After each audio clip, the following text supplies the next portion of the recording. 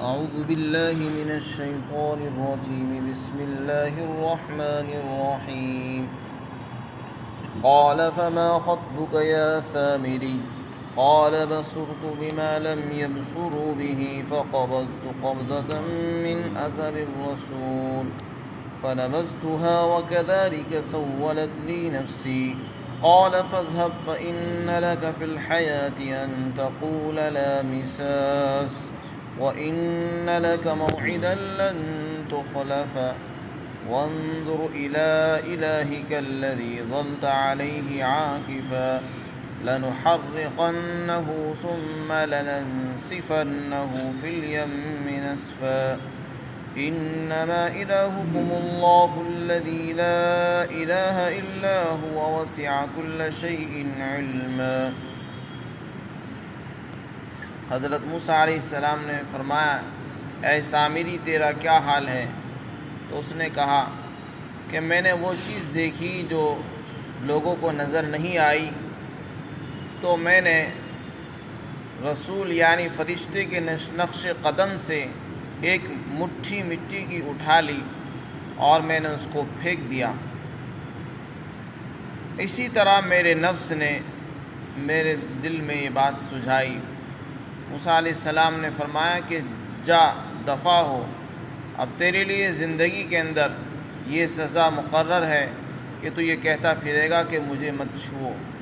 اور تیرے لیے ایک وقت مقرر ہے جس کی خلاف ورزی نہیں کی جائے گی، اور تو اپنے اس خدا کو دیکھ جس پر تو چپکا ہوا بیٹھا تھا، ہم اس کو ضرور جلائیں گے اور پھر اس کو سمندر میں بکھیر دیں گے، اور دیکھو تم سب کا خدا تو وہی ہے، اللہ ہے جس کے سوا کوئی معبود نہیں ہے، اور اس کا علم ہر چیز کا احاطہ کیے ہوئے ہے۔ حضرت موسیٰ علیہ السلام جب کوہ طور سے واپس تشریف لائے اور قوم ان کی گمراہ ہو چکی تھی تو بہت ناراض ہوئے۔ حضرت ہارون پر بھی ناراض ہو گئے اور بنی اسرائیل پر بھی عتاب اور خطاب فرمایا۔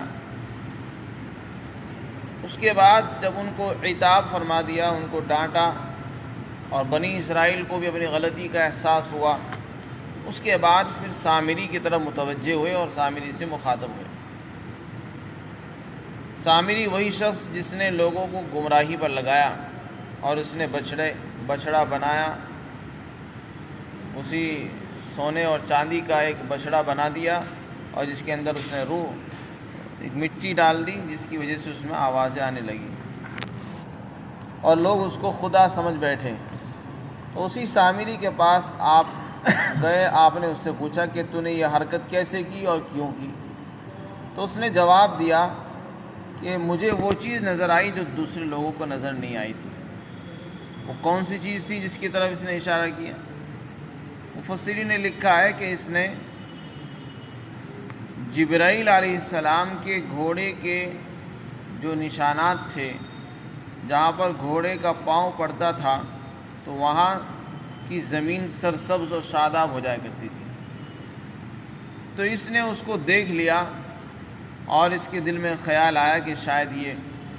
مٹی اپنے اندر کوئی تاثیر رکھتی ہے، جو یہ تاثیر دوسری مٹی کے اندر نہیں ہے، تو اس نے وہاں سے ایک مٹھی اٹھا لی مٹی کی۔ اب سوال یہ ہے کہ اس کو کیسے پتہ چلا کہ یہ جبرائیل ہے؟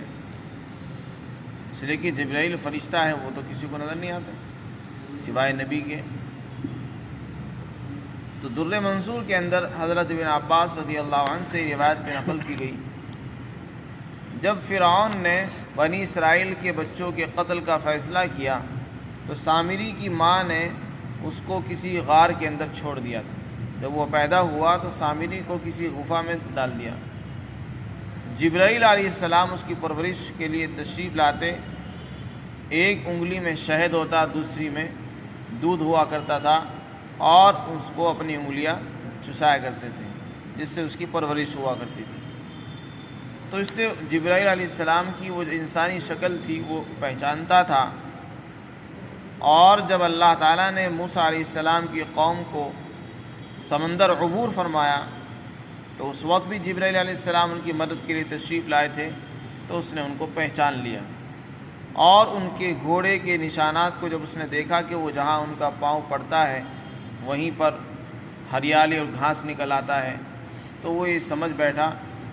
کہ اس کے اندر کوئی تاثیر ہے، تو اس نے وہیں سے ایک مٹھی اٹھا لی مٹی کی، اور جب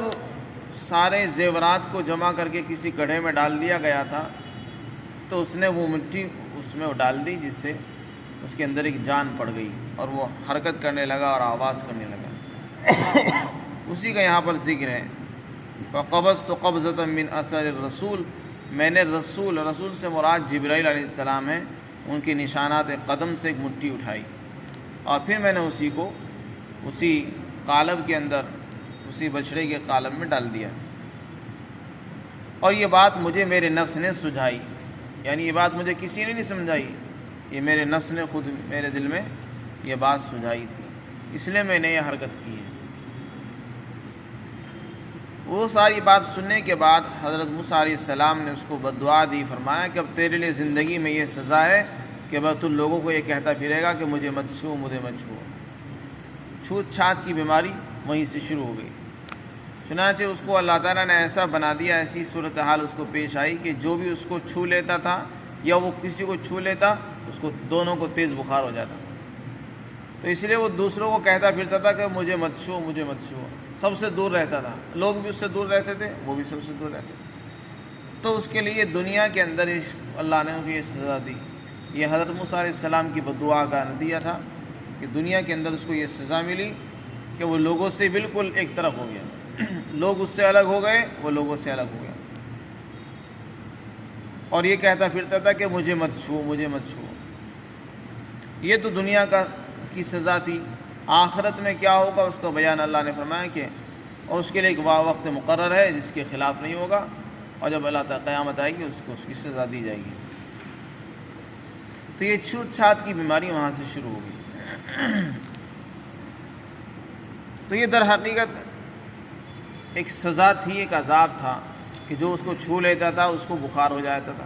لیکن لوگوں نے چھوت چھات کو عام کر دیا۔ وَانظُرْ إِلَىٰ إِلَٰهِكَ الَّذِي، اب جو اس نے اپنا ایک معبود بنایا تھا، بچڑا بنایا تھا سونے چاندی کا، جس کے اندر روح ڈال دی تھی، اس کو عبرت دلانے کے لیے اور جن لوگوں نے اس کو خدا سمجھا تھا ان کی عقل کو درست کرنے کے لیے حضرت موسیٰ علیہ السلام نے یہ سزا دی۔ اس سے فرمایا کہ دیکھ، جس خدا کے ساتھ تو چمٹا بیٹھا تھا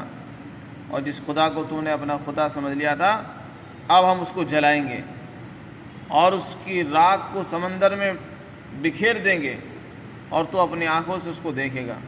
اگر وہ خدا ہے واقعاتاً تو وہ اپنے آپ کو بچا سکتا ہے، لیکن وہ خدا ہے ہی نہیں۔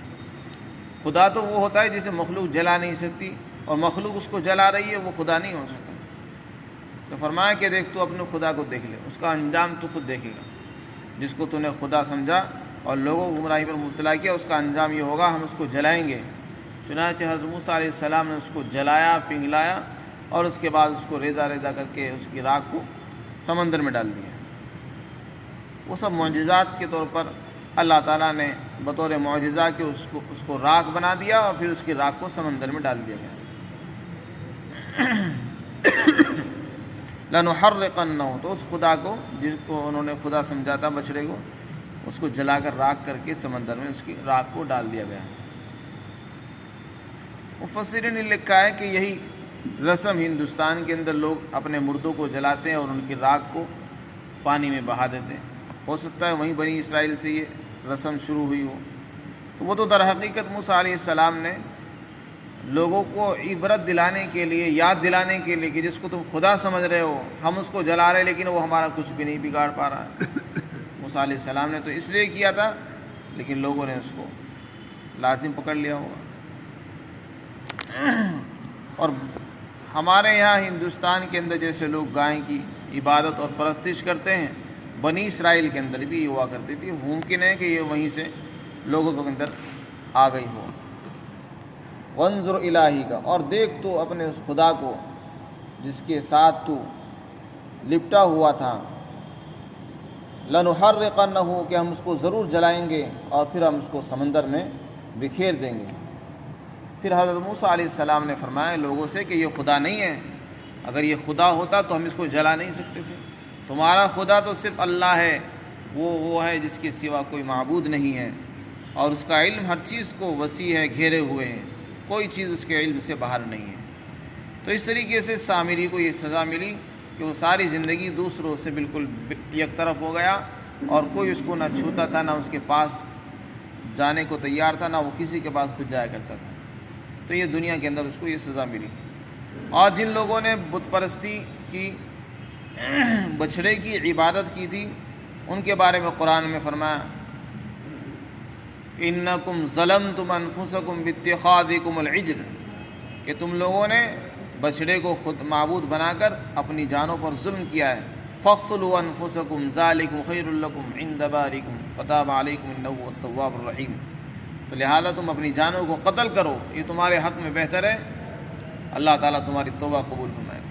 بنی اسرائیل کو جب حضرت موسیٰ علیہ السلام نے سمجھایا اور بتایا کہ تمہارا یہ فعل غلط تھا، تو ان کو شرمندگی ہوئی اور ان کو اپنی غلطی کا احساس ہوا کہ ہم نے غلطی کی، یہ خدا نہیں ہے بلکہ خدا تو اللہ ہے۔ تو پھر انہوں نے توبہ کی درخواست کی کہ ہماری توبہ کیسے ہوگی، اگر اللہ نے ہمیں معاف نہیں کیا تو ہم تو ذلیل ہو جائیں گے، ناکام ہو جائیں گے۔ تو پھر اللہ تعالیٰ نے ان کی توبہ نازل فرمائی، اور اس کی توبہ کی شکل یہ تجویز ہوئی کہ یہ لوگ اپنی جانوں کو قتل کریں، قتل ہونے کے لیے پیش کر دیں۔ چنانچہ جن لوگوں نے بچھڑے کی عبادت نہیں کی تھی، ان کے بارے میں حکم یہ ہوا کہ یہ ان کو قتل کریں گے جنہوں نے بچھڑے کو خدا بنایا تھا۔ چنانچہ بنی اسرائیل کا اس طریقے سے قتل ہوا، اور بہت سارے لوگ 70,000 کے قریب بنی اسرائیل اس میں قتل کیے گئے، یہاں تک کہ اللہ تعالیٰ نے ان کی توبہ نازل فرمائی اور بنی اسرائیل کی توبہ قبول کر لی گئی،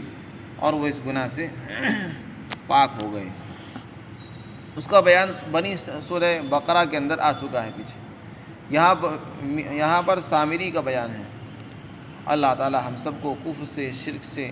اور ہر برائی سے بچنے کی توفیق عطا فرمائے۔